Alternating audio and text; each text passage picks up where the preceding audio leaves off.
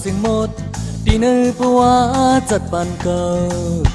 ลองมุงมองเก่าก็เมื่อเอาน้ำทอกเป็นเนื้อสายย้อนเสื่อมเต็มทนจัดบนวันหลังเก่าลืมเป็ดเก่าก็คือว่าตั้งพี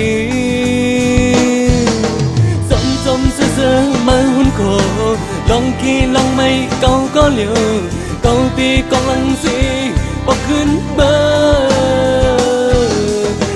ขึ้นวันเมื่อเป็ดแหลนยุ่มยำเก่าหักมาเมื่อเลี้ยวแต่ก็เป็นดังผิดเก่าดังผิดหักเมื่อหน้าสิเปิ้นดีเนื้อเพราะว่าจัดปันเก่าตีหักถึงตายมันพี่ลู่ลงเศร้าตากีรี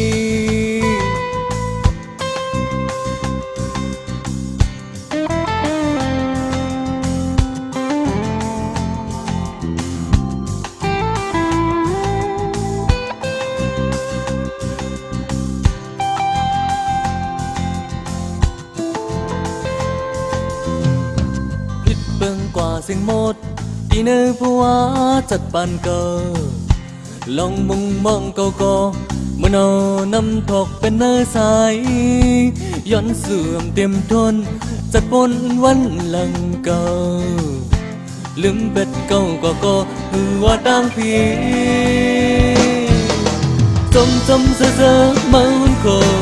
ลองขี่ลองไม่เก่าก็เหลียวเก่าตีกองลังสีบอกขึ้นเมื่อขึ้นวันเมื่อเป็ดแหลนยุ่มยำเก่าหักมาเมื่อเลี้ยวได้ก็เป็นดังผิดเก่าดังผิดหักเมื่อหน้าสิเปิ้นดีเนื้อเพราะว่าจัดปันเก่าตีหักถึงตาย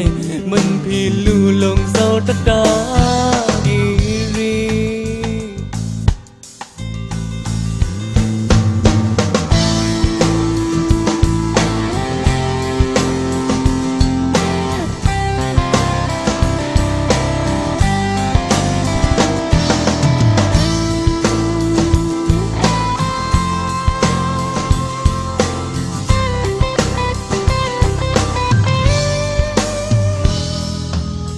สมเสือมาหุ่นโค